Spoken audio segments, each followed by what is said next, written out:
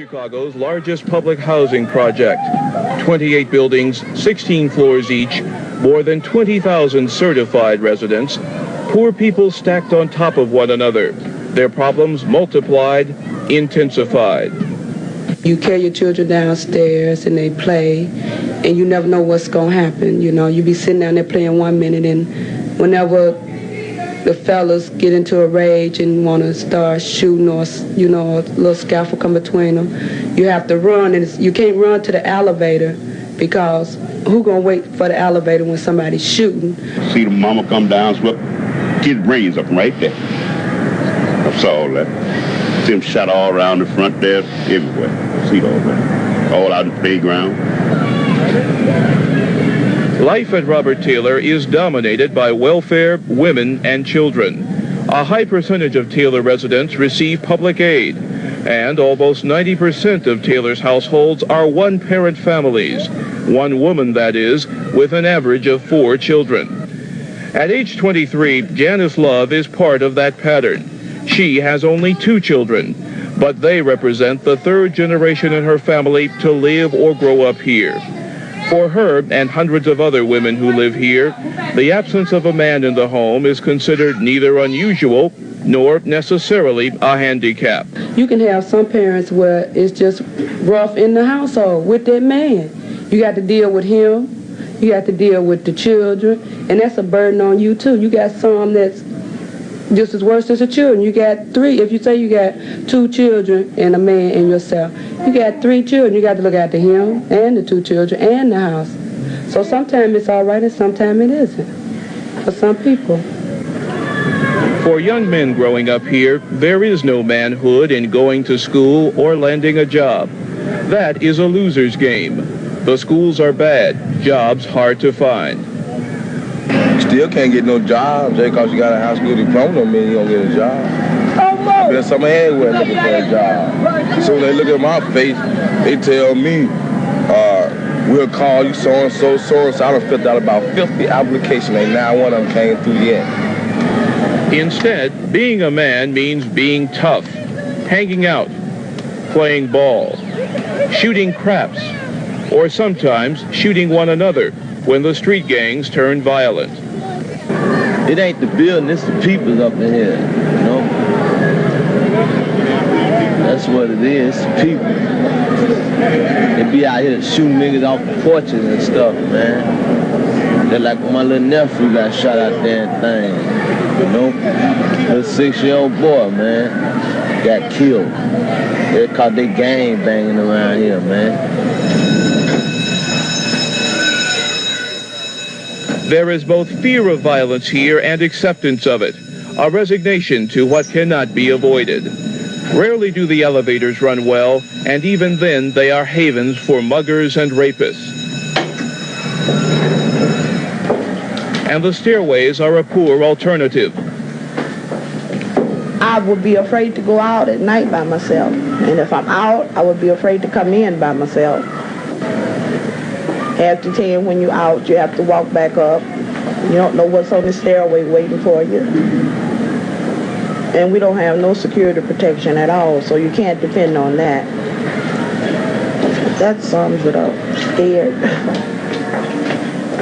But despite the crime and the poverty and the unemployment that breeds them, there is still a feeling among some that although the problems are large, they are not insurmountable. There are still people here who care, people who are working for change. And among them, there is no poverty of spirit. They have not given up.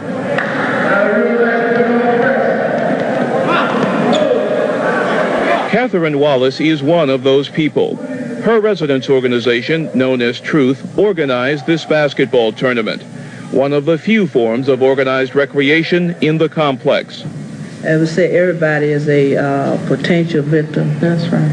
So I think For members of the group, the main goal is to change at least one sad truth about life at the Taylor homes, that no one is ever safe. No. But I feel there should be some protection up on this building. Stop these kids from hanging up under this building. That's right. Because people are afraid to even visit you up in here.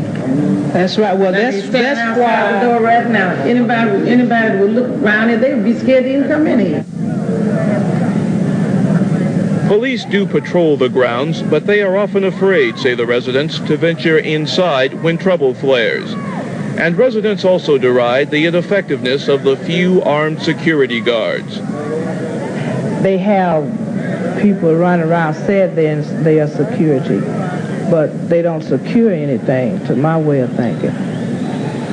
If anyone at Taylor needs no security, it is 69-year-old Alan Abe Bush.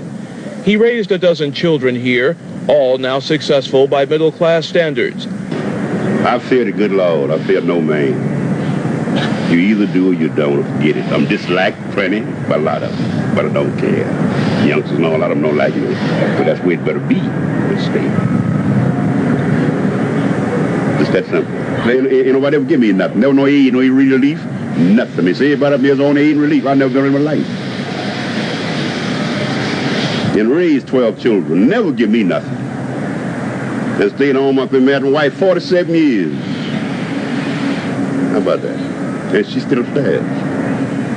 And so now you can see that it does look more or less like a prison. But people like Renault Robinson believe the success stories will continue to be scarce here until the management of public housing is cleaned up. For people who don't understand public housing, have never lived in it in their lives, and don't know what the real circumstances are, it's very easy to blame the people themselves. But I know, for instance, that it's not the people's fault that the elevators don't run. Robinson sits on the board of commissioners of the Chicago Housing Authority. Labor unions are getting rich off of public housing. There's special labor laws just for public housing. Again, contractors nationwide are reaping huge profits. So politicians are receiving contributions from the contractors and the labor unions. So everybody is shaking everybody else's hands, and the people who come out on the bottom end are the residents themselves. Change will not come easily to the Taylor homes. It has been this way here for almost 20 years. And for those who have grown up here, those who know little besides idleness and broken homes, violence and broken dreams, this is the norm, a way of life. Yet for those who have the strength, the struggle continues to salvage a decent life, if only for the children. If you don't have any hope, you don't have anything else. We are really not surviving here. And we would like to live, you know. So I have always had that hope that maybe one day we will live and not just survive.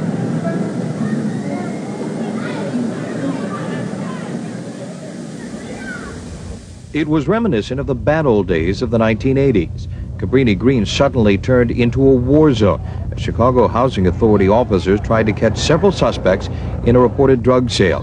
When officers caught one of the suspects, a crowd of people, including his relatives, objected. Somehow that confrontation escalated, and a 26-year-old woman who was carrying a child was shot, reportedly by an officer. The crowd grabbed an officer and beat him, and shots were fired from nearby buildings, and the officers were forced back, pinned down by the gunfire. A 16-year-old boy was shot by a stray bullet. Some tenants feel the police were at fault for provoking the confrontation. We already have it hard enough over here, you know what I'm saying? And then they bring these CHAs over here, man. They've been on this garbage, man. CHA officials have launched an internal investigation promising a thorough accounting for what happened. While they aren't ready to comment yet on the officers' actions, they deny that CHA police have a bad relationship with Cabrini tenants. Meanwhile, they are promising stepped-up patrols to keep the Green quiet. We are in the process of redeploying our personnel to have more police officers within the developments. These problems come at a time when Cabrini-Green itself is changing. About a third of the high-rises that were once symbols of urban violence and despair are coming down, to be replaced by a new community, a mix of private and public housing. This morning, Mayor Daley called the melee an isolated incident that he says shouldn't reflect on the community itself. But there's one incident. You can't say this is all the time. The crime has been down there. One incident doesn't reflect the whole community. The hope here is that the mayor is right, that this is an isolated incident and not a sign of more trouble ahead. At CHA Police Headquarters, Mike Makowitz, CLTV News. It ain't gonna never stop. As long as that building's standing there, this gonna keep happening. Cabrini-Green residents point the finger squarely at 500 Oak Street. They say the half-vacant building is like a target on a barroom dartboard. Only bullets are the missiles here, and gang members inside shoot back. Make me feel scared. Yeah, scared. While most Chicagoans worried Thursday about a forecasted April snowfall, hundreds of Cabrini children also had a nervous eye on the sky. 500 Oak Street, after all, is right next door to Jenner Elementary, and the shooters show no regard for school-bound kids. It was real loud, and it just had the sound of danger, and me and my mother just started running. Everyone made it through the front line, only to have more gunfire force the children twice into the school's interior hallway. This has been going on for 2 weeks now. The little ones cry, and you know, we worry about our kids. They're scared. A lot of them are scared. And at times it seems there is nowhere to turn. They have looked in all the apartments, but you know what? People can hide, people can move. It's a very difficult neighborhood to police. So the community that has faced so many recent challenges, we're just sort of recovering from the Girl X experience, is demanding gang members stop creating more trauma for Cabrini's kids. And we want to come to the table with whoever is out there and whoever desires to come to the table to try to make this community a safe community for all. If the gangs won't listen to the grown-ups, the children want to add their voices to the plea. We need this area to play in, not to hear shooting and all that. Senseless death by terror isn't limited to bombs or embassies abroad. In Chicago, 2 boys, one 8, the other 7, were in court today to face a murder charge as juveniles. They pleaded not guilty to killing an 11-year-old girl to steal her bicycle. CBS's Cynthia Bowers reports. Chicago police today say they have solved the murder of 11-year-old Ryan Harris, whose badly beaten body was found 2 weeks ago in a lot in this South Chicago neighborhood. We are certain that we have the right people. And horrifyingly, the right people appear to be 2 boys, ages 7 and 8. Today, they became the youngest children to be charged with murder in the city of Chicago. Ryan Harris's body was found here in this lot, just 2 blocks from where the 2 boys live. According to police, the 7-year-old knocked her unconscious with a stone. She was then sexually molested and finally suffocated, all because the boys wanted the bicycle she was riding. It was a police house-to-house canvass that turned up the 2 boys, first as witnesses in the case. It's during these interviews that the kids give the statement that they're responsible for the death of Ryan Harris. In this poor neighborhood, used to crime, many were having trouble accepting these children could be killers. First of all, it requires strength and an incredible amount of force and an incredible amount of determination that 7- and 8-year-olds physically do not have. I was shocked. It was hard to believe, to be honest. Yeah, I know that kids very well. The boys accused of killing Ryan Harris will be tried as juveniles because they're under age 13, and even if convicted, they will be set free no later than age 21. Cynthia Bowers, CBS News, Chicago. Chicago is planning to place a video camera in every police car following 2 incidents where unarmed African-American suspects were shot to death by officers. Maureen Maher has the latest on yet another big city in police brutality. Chicago emergency. Newly released dispatch tapes appear to confirm a Chicago police officer made a serious error in judgment in what began as a routine traffic stop. What's that car wanted for? If it's just wanted for traffic and it's still going, tell them to stop chasing. But the chase wasn't halted, and 2 minutes later, LaTanya Haggerty was dead. A rookie cop fired at the 26-year-old computer analyst, mistaking a cell phone for a gun. My heart is missing a vital part of my life. Vera Love's son was supposed to graduate from Northwestern University yesterday. But 2 weeks ago, Robert Russ was killed after Chicago police say he tried to grab an officer's gun during a traffic stop. The gun went off. Russ was shot in the heart. Even though both victims were shot by African-American police officers, community leaders say there is a long-standing pattern of excessive force used against blacks. There is a dirty veil of silence, an evil thin blue line that lies between police officers and public accountability in this city. But the city's mayor, Richard Daley, says don't pull his officers into a national debate. There's not one of them out there who wants to commit police brutality and beating up people. You cannot portray those men and women like that. 7 officers are now under investigation in these 2 cases, and yesterday the Chicago coroner's office ruled the death of another man in police custody a homicide. That, in addition to a Justice Department inquiry, could make this a long, hot summer for a police department already feeling the heat. Maureen Maher, CBS News, Chicago. A major controversy is stirring over censorship on the internet.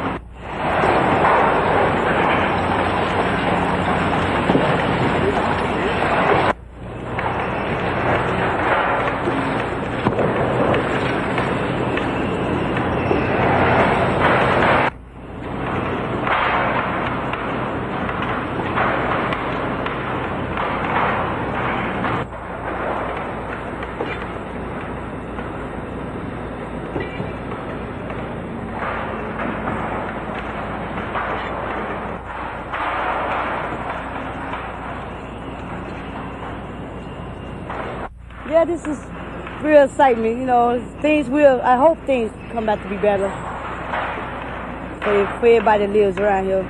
I lived there on the 8th floor, then I moved to the 2nd floor, then they moved me back here. And now they're trying to move me here. I'm not going. They're finally tearing down Cabrini-Green. For decades, the red and white tenements near downtown Chicago have been a blot on the skyline, the nation's most infamous public housing project, synonymous with gangs, drugs, misery, and murder. And Cabrini-Green is just the beginning. The plan is to replace all of Chicago's projects with beautiful new mixed-income developments. That means rich and poor living side by side.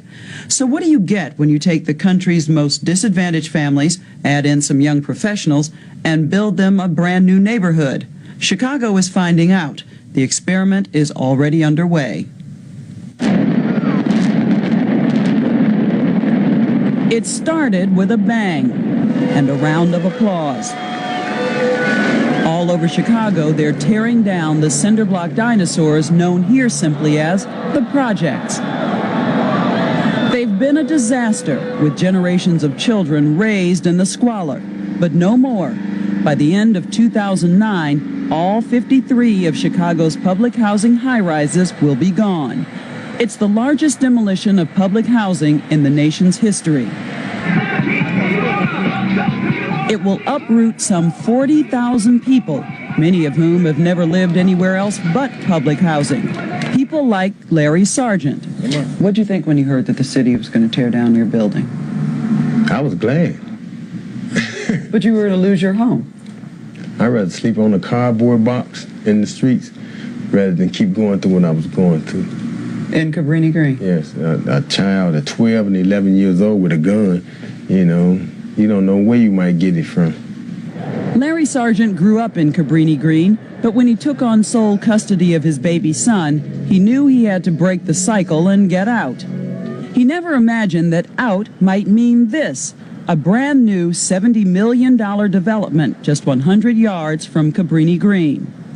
It's called Northtown Village. 261 condos and townhomes that represent one of the most daring concepts in public housing today. 79 families will have the chance to move out of Cabrini-Green and move in here next to someone who bought one of these brand new homes at market rate. A 3-bedroom, top-of-the-line townhome like that costs nearly $500,000. The identical unit next door could be reserved for a Cabrini-Green family whose rent is subsidized by the government. The project started 2 years ago with a complex mix of public and private funding. The man on the ground was Peter Holston, an idealistic developer selling this vision of gentrification with a twist. So here's someone coming in and buying a $500,000 townhome, and we're telling him in the sales trailer, or her, that you will be living, the townhome next to you, which is no different than yours, is going to have a Cabrini-Green family in it. Basically someone who's gotten it for free. Basically, yeah. And these people are not turning away. They're buying them. Mark and Amanda Tomlinson bought one. Young professionals, and just engaged then, they stopped by the sales trailer the day it opened. And I told her, for kicks, bring the checkbook.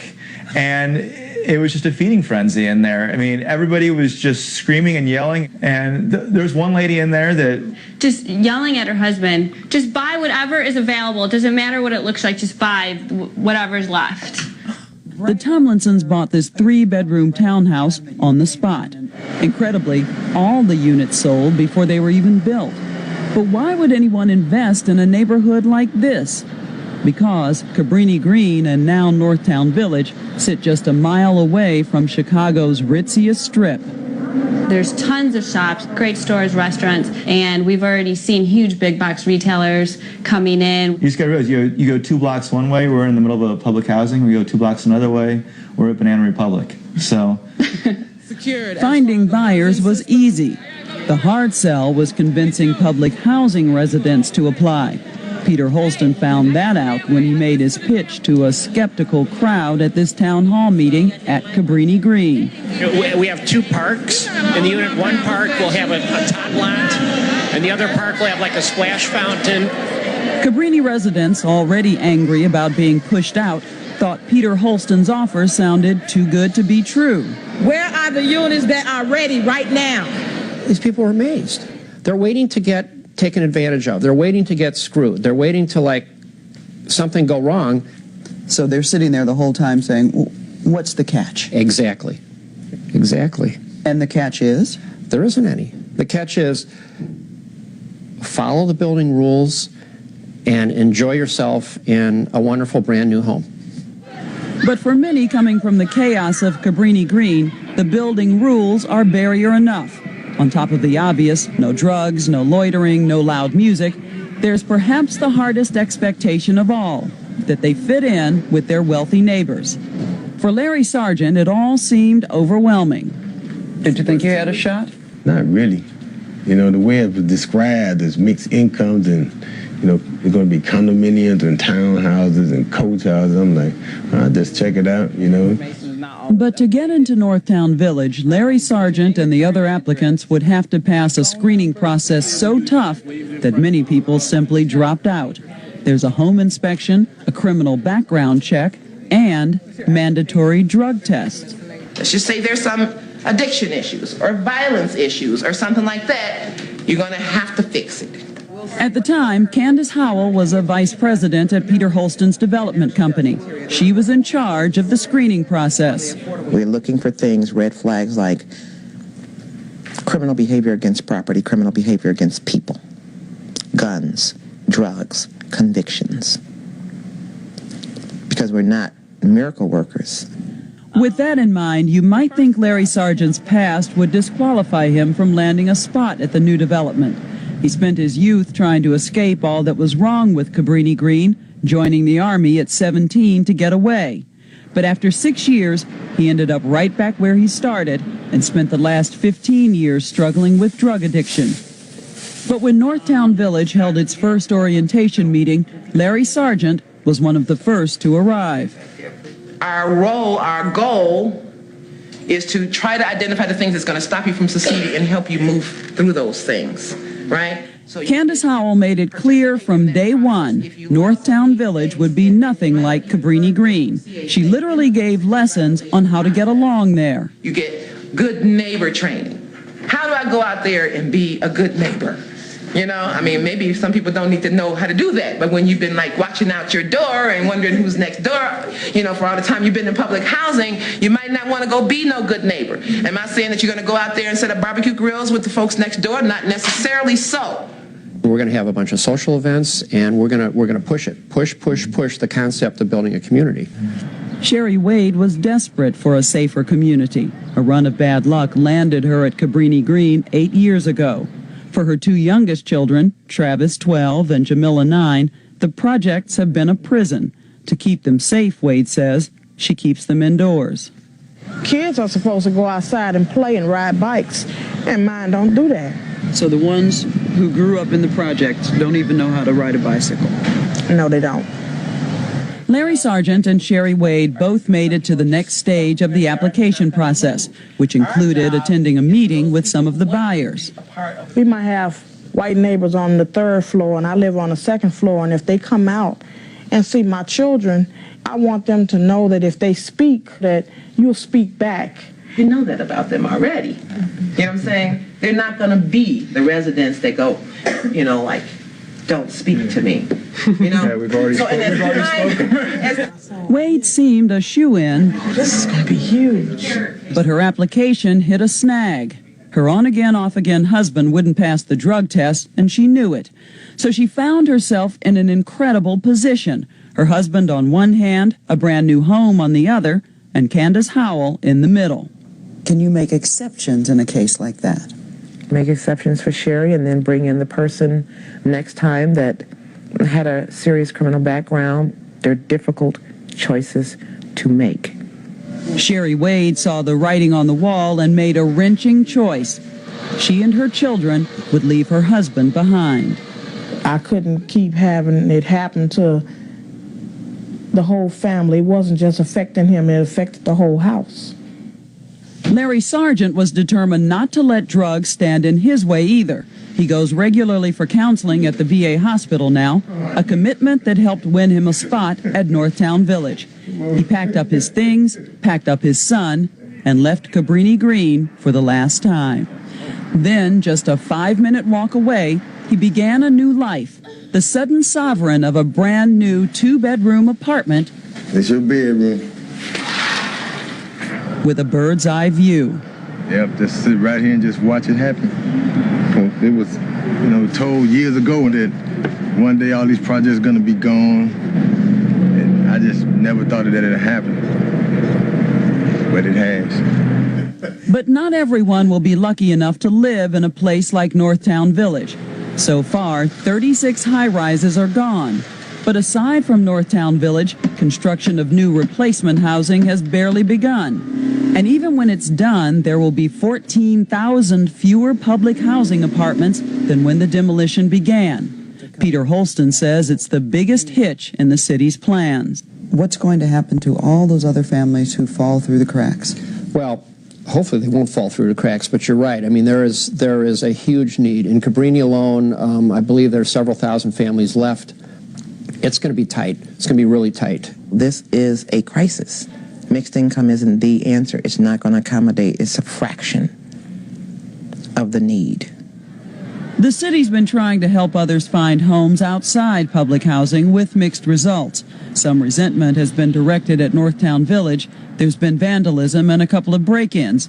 But mostly the people who live at Northtown Village are focused on settling in. Our next-door neighbor moved in about 2 weeks ago with her couple girls, and they're great.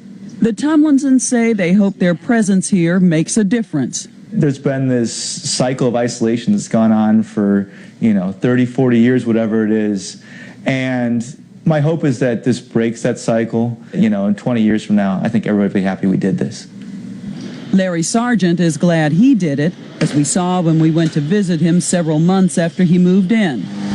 He's been working as a maintenance man for the Holston Group. Look at this. And for the first time, he's proud to call his apartment home. Nice things on the wall. Oh, yeah, I got them from the dollar store. Most everything in here is from the dollar store. It's still a struggle every day, he says, but he hopes the move will give his son the chance he never had. I give him everything I got, so he don't have to be raised like I was. He'll get a chance to see another part of life at a young age, and hopefully he can take it and go from there, and don't fall into no snake pit like I did. Sherry Wade still works hard to make ends meet, but says she's already noticed a change in her children and in herself. We used to go over people's houses to spend the night. Now they want to come home, and I like that. And as a mother, how does that make you feel? Like I'm walking in the right direction.